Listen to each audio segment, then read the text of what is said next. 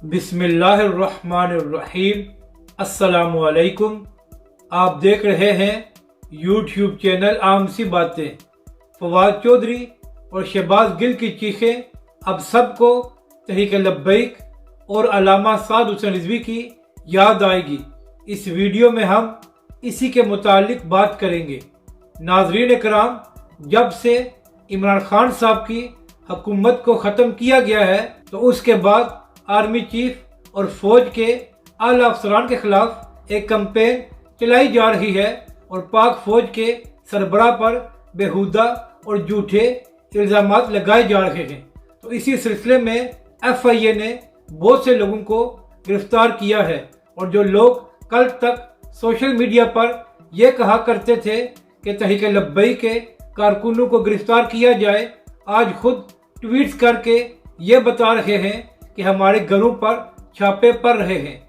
जबकि दूसरी जानब फवाद चौधरी और शहबाज गिल सोशल मीडिया पर चीख कर ये कह रहे हैं कि हमारे कारकुनों को गिरफ्तार किया जा रहा है और इस अमल को रोका जाए।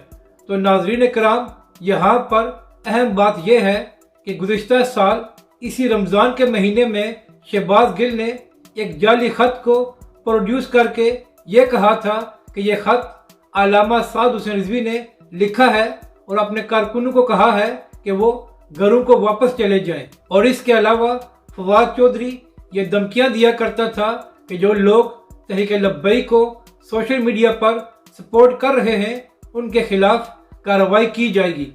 और देखें, एक साल बाद हालात कितने बदल गए हैं कि जो लोग तहरीक लब्बैक के कारकुनों को गिरफ्तार करने की धमकियां दिया करते थे, आज खुद रो रहे हैं कि उनके कारकुनों को गिरफ्तार किया गया है। यानी कि इन लोगों का एक साल बाद ही मकाफात अमल शुरू हो गया है। अब यकीनन इन सब को याद आ रही होगी कि इन्होंने तहरीक लब्बैक और अल्लामा साद हुसैन रिजवी के साथ किस तरह जुल्म किया था और जो कुछ इमरान खान की हुकूमत ने तहरीक लब्बैक के कारकुनों के साथ किया था, आज वही उनके कारकुनों के साथ हो रहा है।